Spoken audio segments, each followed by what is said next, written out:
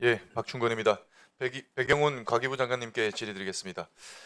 장관님, 지난달 해군이 산업통상자원부에 서해 해상 풍력 프로젝트가 우리 안보에 심각한 위해를 초래할 수 있다라는 그 의견을 전달했다라는 기사가 있었는데 혹시 보셨나요? 네, 보고받았습니다. 예, PPT에 띄워주세요. 이 기사인데 과기부 국정감사에서 왜 해상 풍력이 나오고 안보 얘기가 나오냐라고 생각하실 수도 있겠습니다만 제가 이걸 좀 봤더니 과기부와도 관련이 있었습니다. 해상 풍력 단지가 들어서는 그 전남 신안 인근 해상은 우리 해군의 작전이 좀 밀집이 되는 집중이 되는 그런 전략적 요충지라고 할 수가 있습니다. 그런데 이 풍력 단지가 우리 함선들의 항로는 물론이고 작전 구역을 침범하고 있고 이것이 나아가서는 우리 안보를 심각하게 위협하는 시한폭탄이 될 수도 있다. 이런 우려입니다. 여기서 가장 심각한 게 뭐냐? 우리 군의 눈과 귀를 가리게 된다는 겁니다. 해상풍력 발전기의 그 거대한 날개와 철구조물 이런 것들이 우리 군의 레이더 전파를 교란하고 차단한다라는 건데 이것 때문에 결국 그 방공 해상 감시 능력이 있어서 치명적인 공백이 초래될 수 있다라는 겁니다. 쉽게 말해서 우리 군의 레이더가 목통이 된다라는 건데 풍력 발전기가 설치되어 있는 그 지역이 일종의 사각지대로 작용을 한다라는 겁니다. 그래서 북한이나 중국 쪽에서 이 그 지역을 끼고 들어오게 되면 들어오는 전투기라든가 그리고 적어도 비행을 하게 되는 순항 미사일들 이런 것들을 탐지할 수 없게 되는 겁니다. 이 사각지대에서 갑자기 우리가 모르고 있다가 갑자기 우리 눈앞에 적국의 미사일이나 전투기가 순식간에 순간 이동하듯이 나타날 수 있다는 겁니다. 이해되시죠? 네, 이해하고 예. 있습니다. 그래서 공군이 이 문제를 해결하려고 별도의 연구 영역을 지금 발주를 했고 그리고 추가적으로 레이더를 설치하는 것을 검토하고 있다라고 합니다. 이 보완을 해야 되는 거 아니겠습니까? 이 사각지대를. 장관님 제가 보니까 과기부에는 전파국이 있지 않습니까? 네, 그죠? 맞습니다. 예. 그리고 군사기술협력 R&D도 수행하고 있더라고요.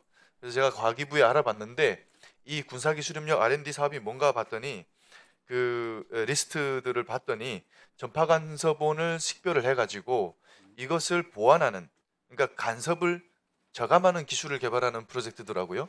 근데 보니까 우리나라에서 지금 가장 이 그 전파 간섭원으로 크게 문제가 되는 것이 이게 해상풍력 발전기들인데 또 이 프로젝트에서는 해상풍력 발전기와 관련된 내용이 빠져 있더라고요. 이걸 이제라도 저는 포함을 해야 되는 게 아닌가 이런 생각을 하고 있는데 장관님 어떻게 생각하십니까? 네, 뭐 의원님 말씀에 충분히 공감이 됩니다. 그래서 저희가 이제 관련 그 연구 실증 결과들 좀 저희도 좀 확인도 좀 하고 방공관제에 있어서 좀 차질 없도록 저희가 챙길 부분들 챙기고 국방부하고도 좀 논의가 좀 필요할 것 같습니다. 예, 이거 진짜 심각한 문제로 받아들여셔야 돼요. 왜냐하면 이게 해상에 거대한 철구조물이 그 큰 지역에 설치가 되게 되면 예를 들어서 지금 북한이 다양한 종류의 순항 미사일들을 개발하고 있지 않습니까? 심지어 초음속 순항 미사일까지 개발하고 있습니다. 이런 순항 미사일들은 시스키밍이라고 해가지고 바다 표면에 붙어서 날아온단 말이죠. 이런 것들을 레이더로 감시를 해야 되는데 만약에 해상 풍력 단지가 들어서 있는 그 지역을 통해서 이렇게 그, 그 안으로 들어오게 되면은 이게 레이더에 안 걸리는 거 아니에요. 순식간에 우리 해군의 함정의 눈앞에 갑자기 나타날 수 있는 그런 상황이 벌어지는 겁니다. 그래서 이런 거 정말 심각하게 받아들이셔야 되고 이거는 특정 이 공군 하나만 하는 게 아니라 이게 국가적인 차원에서 여러 관계 부처들이 이 협력해가지고 해결이 되는 문제라고 생각을 해요.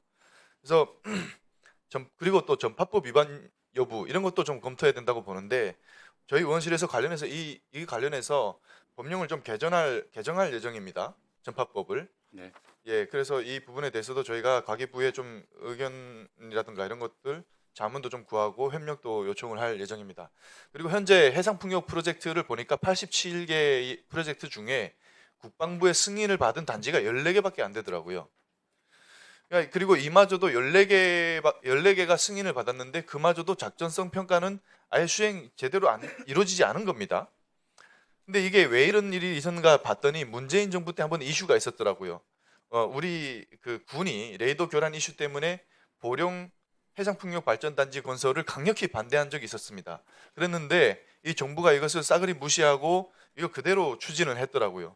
저는 정말 이게 민주당 정권의 안보 불감증이 이게 정말 심각한 것 같다라는 생각이 듭니다. 이재명 정부도 다르지 않은 것 같습니다. 이재명 대통령의 대선 공약에 보게 되면 서해안 에너지 고속도로라는 것이 있습니다.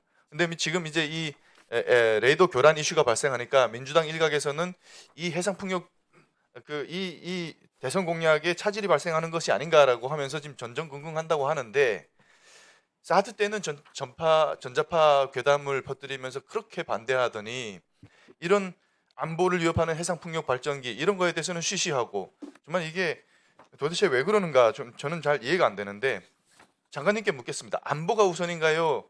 그 정치적, 이념적, 치적, 공약 이행이 우선인가요? 뭐가 우선입니까?